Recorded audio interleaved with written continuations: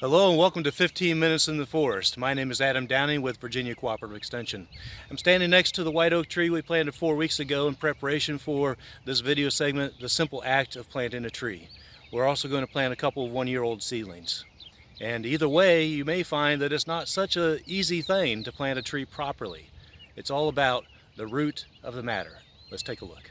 Okay, so we're going to talk about how to plant a balled and burlap tree, which are generally larger in size, have been growing in a nursery for a number of years. And of course, the first part is to dig a good hole. But we don't want to dig a hole that's deeper than it needs to be, because you don't want the tree to settle down in and become planted too deep. Now we're going to take a look at the balled and burlap tree itself. This is a white oak, Quercus alba. And this kind of wrapping always needs to come off. It's only here for transport. It's not to be left on the tree to protect it from anything once it's been planted.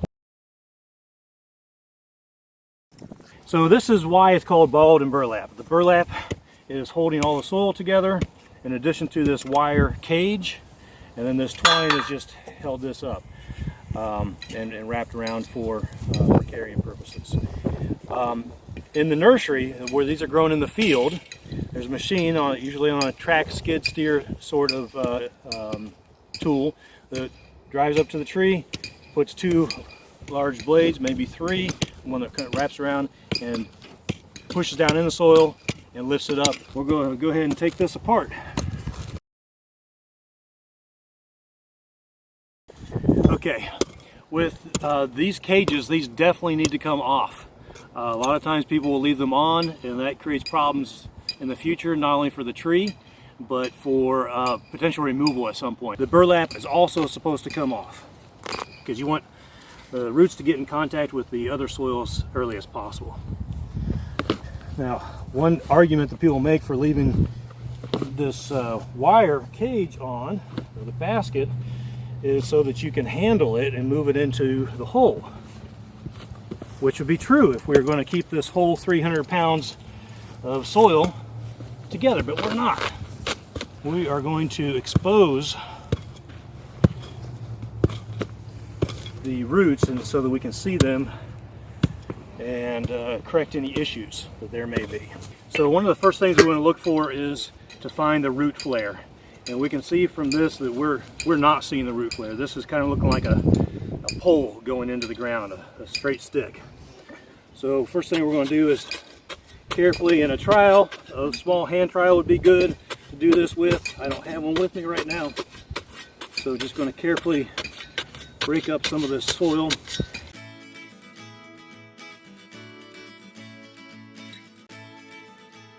Another reason for removing most of this soil is that this soil is different than what we're planting in.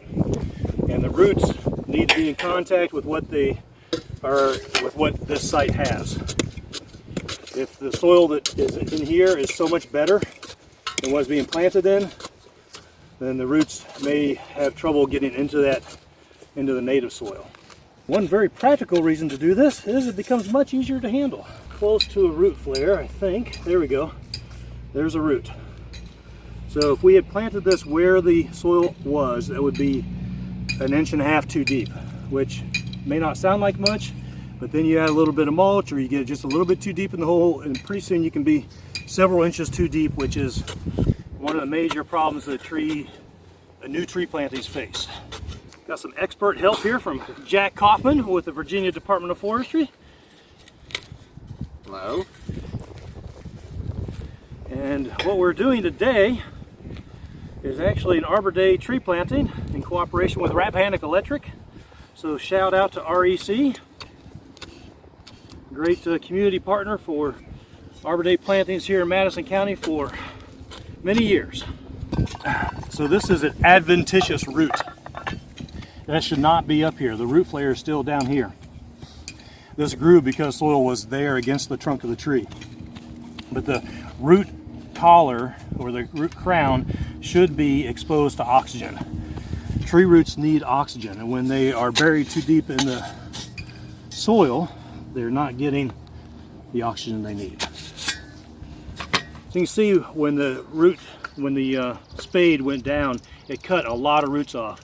The bigger the tree, the fewer roots it has in a root to shoot ratio, which makes planting big trees more risky in terms of survival. This tree will spend most of its first few years regrowing a root system.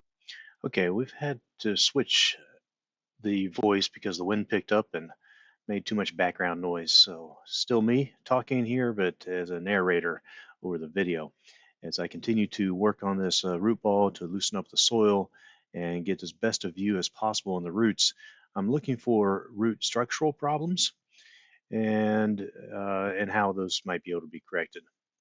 So one thing is the roots should be in good orientation from the stem out, not coming along the side, and certainly not girdling. So that's one thing that we really need to look at in containerized plants and balled and burlap, because most balled and burlap start out as containerized plants.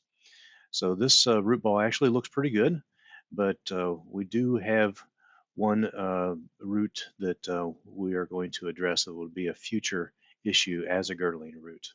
Now, this one root that is higher up on the root ball than all the others is called an adventitious root, and we're going to go ahead and prune that off, just like you would prune off a branch. You can use the same kinds of tools, good sharp tools, and if there are other root issues that you can correct, then you want to do that.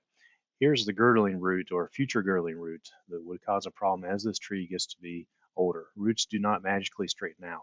So this one is small enough that I could just pull it out and get it going in the right direction. I also could have simply cut it where it turned, or cut it completely off. The reason it turned at this point is because that's where the root hit the pot when it was in a container before it was planted out in the field. And it turned, hit the inside of that pot and turned, and that's a very common issue with all kinds of plant material that you buy from a commercial nursery. So we're going to go ahead and put this tree in the hole and make sure the depth is right. That's why we were laying that tool across the hole. We want the root crown to be at or slightly above soil level. That's very important. If there's one mistake that people make more than anything else, it's planting the tree too deep. And in areas where the clay is a pretty heavy clay, the soil is a clay heavy soil, that's particularly important. In sandy soils, not as important. So we're also mixing in a little bit of soil from the field where the balled and burlap tree came from. But primarily we're putting in the native soil that came out of that hole. And as we go, we're pouring water in to get any voids, air pockets, filled up. We don't want any air pockets that will cause roots to dry out and soil to settle, and problem for the tree to adjust to this site. The last step in planting a tree like this is to get mulch down over the root system. This is super important for trees that are newly planted, as organic mulch does many things for newly planted trees, especially larger trees like this that need to have some help getting their root system reestablished. Organic mulch not only conserves soil moisture and keeps the soil cooler, which is good for roots, it also adds nutrients and improves the soil properties as it decomposes.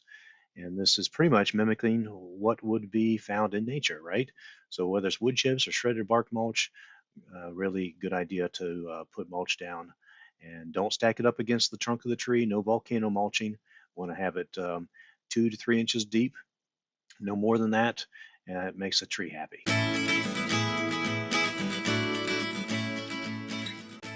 I'm Matt Wolanski. I'm with the Virginia Department of Forestry. I'm here with Chad Briggs. We're here today to demonstrate planting pine trees. This is a loblolly pine that we're going to be planting, and Chad's going to show for us the process. The first step you want to do whenever you're planting trees is to do some form of competition control.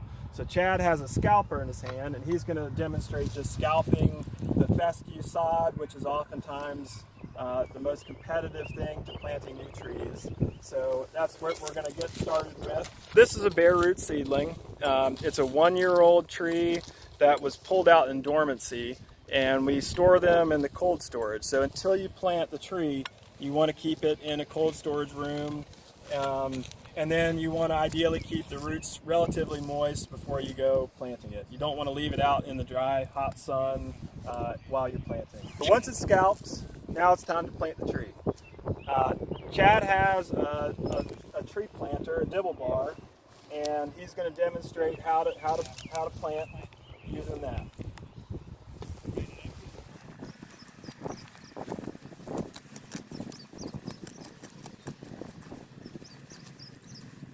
So that's great. So once you have the hole dug, that's the time to put the tree in.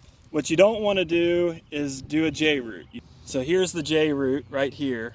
If you stuff the tree down like that, what'll happen is it'll lean over after you're gone, and then it'll come back up, and you'll end up with a bunch of trees that have a funky shape to them. You don't want to bury the tree all the way. You don't want to leave roots exposed. Basically, you want to find where that root collar is, and you want to plant right to the root collar. And oftentimes I'll stuff it down a little ways and then pull it back up, and that helps prevent you from doing the accidental J root. So it's important not to J root, and it's important to leave no air pockets in there. So once you have your root collar established, then Chad's going to come back and close up the hole. So there are two ways to do it. You can come down at an angle, kind of like Chad's doing, and that'll close up the bottom of it, and then you lean forward and close up the top. The other way is to just stab straight down and then lean back with the planting bar, and that'll close up the bottom and make sure there's no air pockets, and when you tug on the tree, it shouldn't come out. And that's how you plant a tree. We're going to demonstrate planting a bare root hardwoods tree. So today we have American chestnut that we're planting here at Claremont Farms. When we're planting hardwoods, oftentimes you need to dig a little bit larger of a hole. So that's sometimes when a shovel comes in. So first step is competition control, and Chad's going to demonstrate just removing that vegetative layer from the top.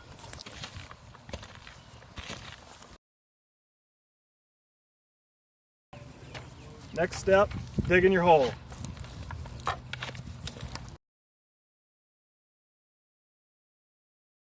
So as you dig your hole, you're checking to see will the roots be able to spread out and fit into that hole effectively. So in this case, we need just a little bit more dug out. All right. So another thing that's important to know is that whenever you're planting these trees, or trees in general, you don't want to put additional fill material in there, potting soil necessarily. Use the existing soil that's here. It's a good thought that a lot of people have, but essentially what will happen is the trees will stay in that better soil and not venture out. So you just want to use the soil that's on site, put it back into the hole, and make sure you're holding the tree up straight, roots are spread out.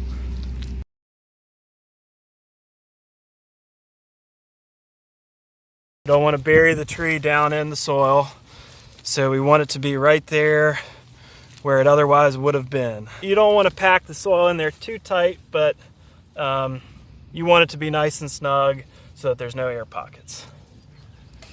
So the next step is installing a tree shelter. So ideally we wouldn't have to deal with these. They can be fairly expensive. The main challenge to planting hardwoods is deer browse. So in this case, we're protecting this tree from deer browse for at least, oftentimes it's 5-10 years until they get above deer browse height. The planter protecting system, this is kind of a new system, and Chad's going to demonstrate how to install the stake.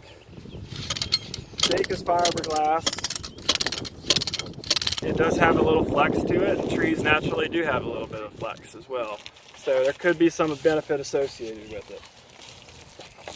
So with this, it's a little different. The stake is on the inside of the tube, and then we go in with these ties through the holes and tie off the tube that way. You also notice that I'm burying the tube into the ground a couple inches if possible, and the reason for that is to protect the tree from vole damage. So voles live in fescue fields and cool season grass fields, and they can be very damaging to some of these tree planting projects.